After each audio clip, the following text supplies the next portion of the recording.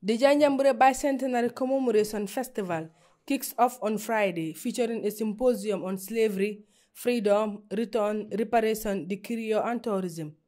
During the symposium, Dr. Balasaho, an associate professor at the Oklahoma State University, emphasized that transforming Janjanbureh into a tourism center requires the rebuilding of some old colonial structures on the island.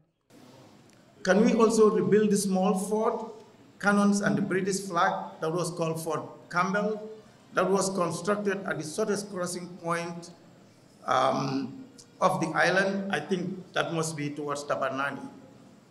Also, when the soldiers arrived here in 1823, they found a settlement called Morokunda, which can be called the home of scholars, populated by some 200 Muslims seeking refuge from persecution by local kings.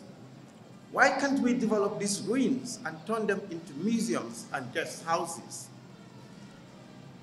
Second is to tie the island and its history of slavery to the history of a now abandoned village settlement known as Jonka Kunda on the Lamenkoto side of the river. You can see it if you stand by the river and look towards your left. You would see a lot of baobab trees, and that village used to be called Jonka Kunda. Adding to the discourse, Dr. Nana Gray Johnson from the University of the Gambia provides a history of the curious. They call us Aku locally, and we became Creole. Aku was what became of the accuser's grandfather. After he had been taken from the banks of the River Gambia to Louisiana and brought back, perhaps via Freetown and maybe Liberia and onto Bathurst.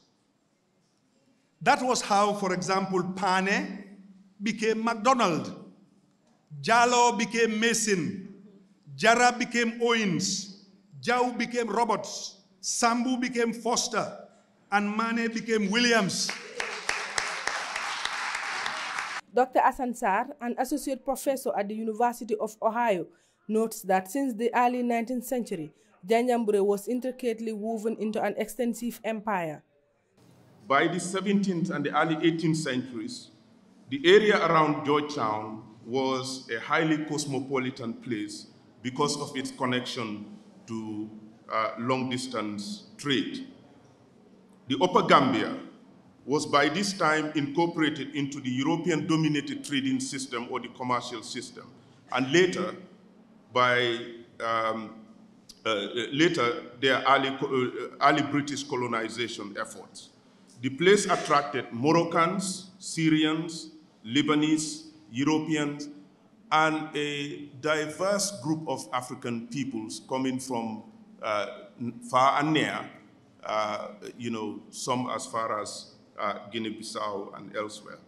Dr. Pap Bassen, an associate professor at the University of Cheikh Anta Diop in Dakar, highlights the little-known and often forgotten history of the slave trade.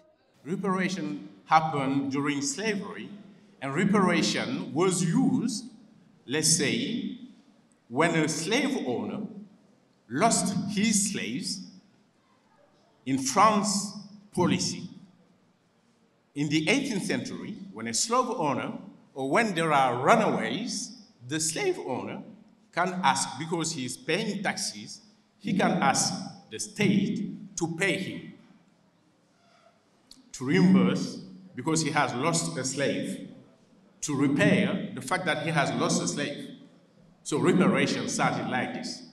Janjanbureh boasts a compelling history dating back to the 19th century, originating as a British colonial settlement in 1832.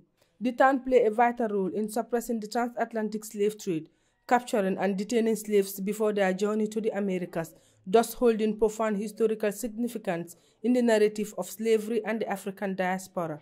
Reporting for Kirfatu, I am Fatou Silla.